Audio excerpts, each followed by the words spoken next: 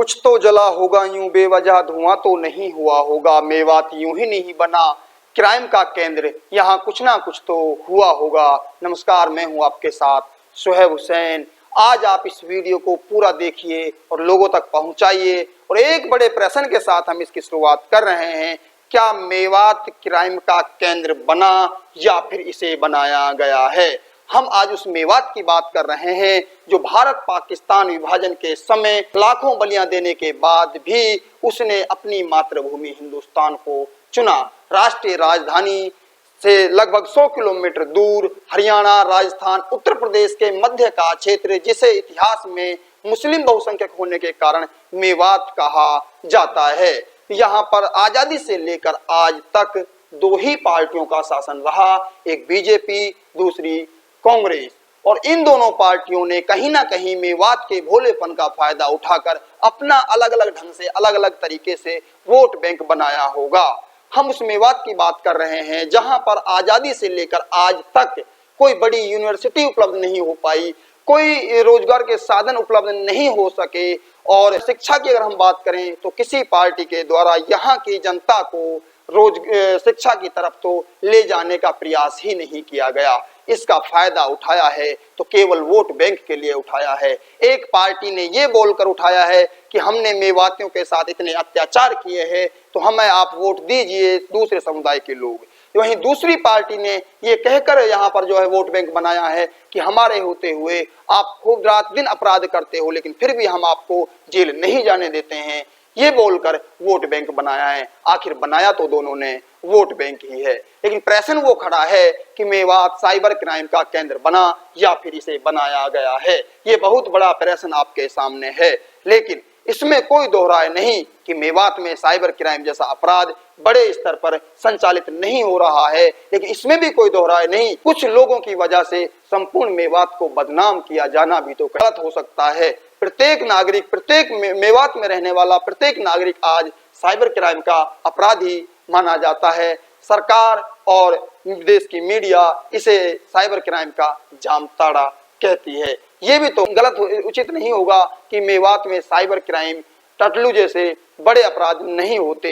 यहाँ अपराध तो होते हैं, लेकिन बड़े प्रश्न ये खड़े होते हैं, क्या सभी मेवाती लोग जो हिंदू मुस्लिम सभी हैं, यहाँ पर सिख सभी लोग हैं, दलित भी हैं, क्या वो सभी लोग साइबर क्राइम करते हैं? और यदि वो सब करते हैं तो आप मेवात को एक साइबर क्राइम का केंद्र बोलिए, इसे मेवात को साइबर क्राइम का जामताड़ा बोलिए। लेकिन जब कुछ लोग करते हैं साइबर क्राइम, यहाँ पर कुछ लोगों की वजह से पूरा मेवात बदनाम है, तो आप इसे कैसे साइबर क्राइम का जामताड़ा कह सकते हैं? बड़े वही प्रश्न खड़े होते हैं, क्या इसे साइबर क्राइम का केंद्र बनाया गया या फिर वाकई में यहाँ पर इतने बड़े अपराध हुए जिससे ये खुद ब खुद साइबर क्राइम का केंद्र बन गया? इससे पहले हम इस प्रश्न से पहले हमें ये देखना होगा कि मेवात में चुनावों से पहले किसी प्रकार का कोई साइबर क्राइम नहीं होता था। कुछ लोग साइबर क्राइम करने वालों को शरण देते थे और उनसे बोलते थे कि आप तो कीजिए ये काम, हम आपके साथ हैं। आंख बंद कर कर लोगों ने इसे किया, चंद लोगों ने किया था, पूरी मेवात ने नहीं किया। चंद लोगों ने आंख बंद कर कर किसी ना किसी पार्टी, किसी ना किसी व्यक्ति के संरक्षण में आकर इन्होंने आंख बंद कर कर अपने अपराधों को अंजाम दिया। लेकिन ठीक चुनावों से पहले केंद्र सरकार के द्वारा इस अपराध को खत्म करने के लिए एक जो ऑपरेशन चलाया गया, क्या और उस ऑपरेशन में पूरे मेवात को साइबर क्राइम का केंद्र बनाकर पेश किया गया, क्या वहां पर वो उचित है? या फिर कोई पार्टी ये कहना चाहती है चुनावों से पहले हमने मेवात से इतने मेवातियों को पकड़कर जेल में डाल दिया, क्या ये विकास के मुद्दे होंगे? या फिर ये कहना चाहती है, इन मुद्दों को लेकर चुनाव जीतना चाहती है कोई पार्टी कि हमारे शासनकाल में हमने इतने मेवातियों का एनकाउंटर करा दिया, हमने इतने मेवातियों को जेल में डाल दिया, हमने इतने मेवातियों को गौ हत्या के नाम पर मरवा दिया? या फिर किसी दूसरी पार्टी के द्वारा ये विकास के मुद्दे होंगे कि हमारे होते हुए किसी भी व्यक्ति को, अपराधी को जेल हमने नहीं जाने दिया? तो ये सारे के सारे अनेक पार्टियों के मुद्दे आपके सामने होंगे। समझना तो आप ही को पड़ेगा कि आखिर मेवात को मेवात जो है साइबर क्राइम का केंद्र बना या फिर इसे बनाया गया है। किसी राजनीतिक फायदे के लिए इसे कहीं ना कहीं अपराध का केंद्र बनाया गया है या फिर वाकई में यहाँ पर इतने अपराध हुए कि ये खुद ब खुद साइबर क्राइम का केंद्र बन गया, अपराधों का जामताड़ा बन गया। ये बड़े प्रश्न आपके सामने खड़े हैं, इनका जवाब आप एक बार खोजिए और कमेंट्स बॉक्स में बताइए, क्या वाकई में मेवात साइबर क्राइम का केंद्र है या फिर इसे बनाया गया है। ये प्रश्न आपको कहीं ना कहीं विचलित कर देंगे कि संपूर्ण मेवात को अपराध का जामताड़ा कहा गया। आखिर क्यों कहा गया? क्या सभी मेवाती लोग जो हैं अपराधी हैं, जिसमें हिंदू, मुस्लिम, सिख, ईसाई सभी लोग आते हैं? यदि वो सभी अपराधी नहीं है तो मेवात को साइबर क्राइम का जामताड़ा कैसे कहा जा सकता है? और यह जो साइबर क्राइम का जामताड़ा घोषित किया जाता है, चुनावों से ठीक पहले किया जाता है, क्या किसी राजनीति पार्टी का कोई स्वार्थ इसमें हो सकता है? ये बड़े प्रश्न आपके सामने होंगे ही। अगर हम इस मेवात में बात करें रोजगार की, तो आजादी से लेकर अब तक यहाँ पर कोई रोजगार के साधन उपलब्ध नहीं कराए गए।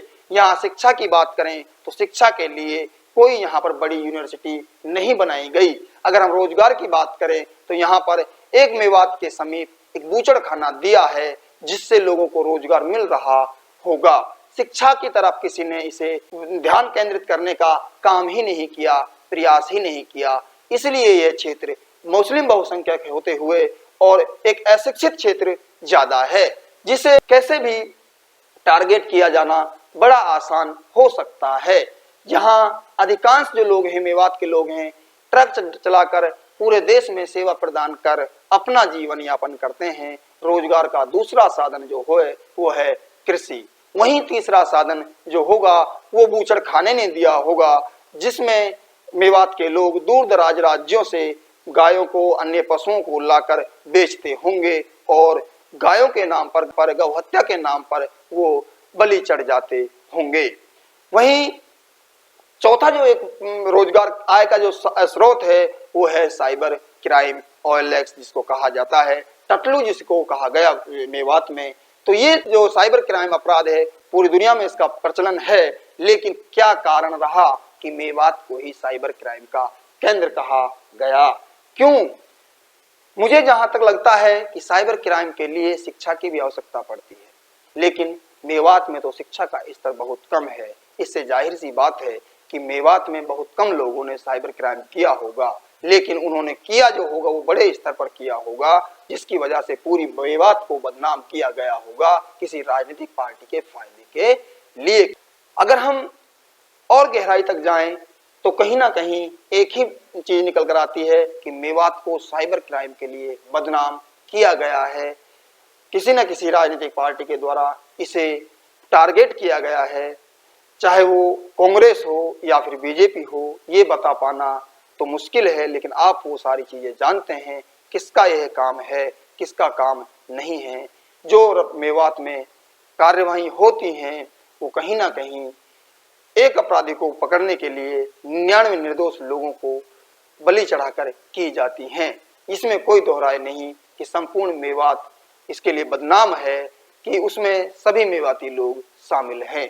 अपराध की दुनिया में चंद लोग शामिल हैं,